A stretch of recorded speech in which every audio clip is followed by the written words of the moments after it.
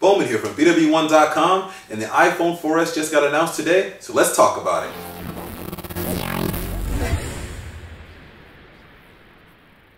So let's jump right into the new iPhone 4S and talk about some of the specs that are within it. It's pretty much an incremental upgrade from the iPhone 4, to kind of what we predicted yesterday, and very similar to sort of the iPad 1 to the iPad 2.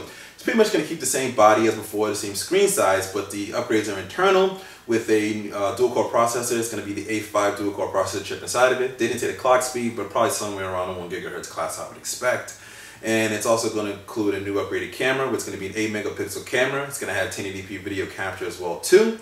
And also it's going to have support for the sort of 4G speeds that AT&T and sort of T-Mobile advertise, which is HSDPA or HSDPA. I always get confused on the lettering of that, but I believe it's 14.4 megabits is the 4G speeds that they're going to support, or the pseudo 4G what they announced today. It's not the LTE, which is really the true 4G upgrade that's going to be coming in 2012, which we also predicted is probably what's going to happen with this particular device. That's pretty much it for the internals. For software, it's going to run iOS 5. We know a lot of the things that came out of that. We know what's coming out of that as far as iOS 5 is concerned. But one cool thing that they did announce, which is the assistant application, is called Siri. Basically, it's going to be like your personal assistant. You talk to it, it's going to give you information back and read your text back. You can almost have sort of a conversation with the device. It give you different information and stuff like that. Similar to what we've seen with sort of the voice talk feature inside the Galaxy S2, like an Epic 4G Touch. But this one's a little more in depth, a little more personal with that. So it's kind of the differences between there. But as predicted, the iPhone 4S is pretty much a catch-up device to a lot of the other Android devices out there that have pretty much this similar hardware. Something similar to it is the Galaxy S2 phones.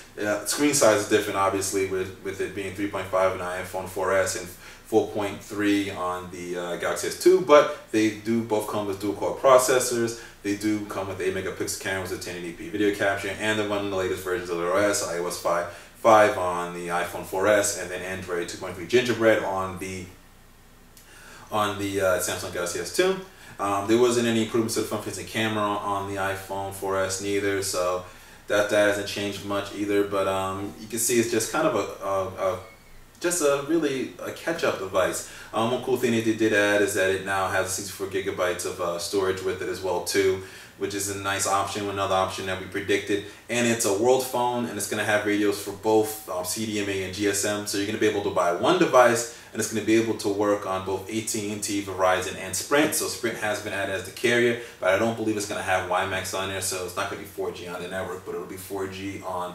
AT&T's sort of 4G network, however you want to call it. It's kind of how they market it there. But like I said, incremental upgrade. The prices are going to work as this. They're still selling iPhone 3GS, I believe, and that's going to be sort of their low-end offering at about $49.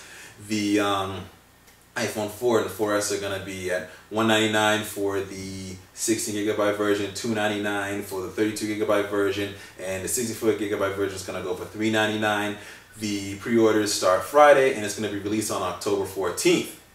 I really don't think Apple needed this big of a press conference to sort of kind of announce some really incremental and sort of average announcements coming out of here. I know when I was sort of doing my reading Twitter feeds as I was tuning out news, a lot of people were kind of just like, to what was coming out. Really wasn't really impressed with it and such. And I have to say the same thing. I really wasn't impressed with what kind of came out of here. I think Apple stock already dropped 4% from what I've just heard from this recording. It'll probably go back up at some point, but let me know your thoughts on this. Do you agree or disagree on was this a good press conference or a bad press conference? Are you going to pick up the iPhone 4S? Do you think it's worth picking up? Just share your thoughts. Post a comment below in this video. Post a comment on our website, BWOne.com, or our Facebook fan page, or hit us up on Twitter. So this is BWOne here from BWOne.com, reminding you, subscribe to our YouTube page, follow us on Twitter, become a fan of our Facebook fan page. Also check out our write-up on this. The link to that and all social media is in the description. And always remember to live your tech world in high definition.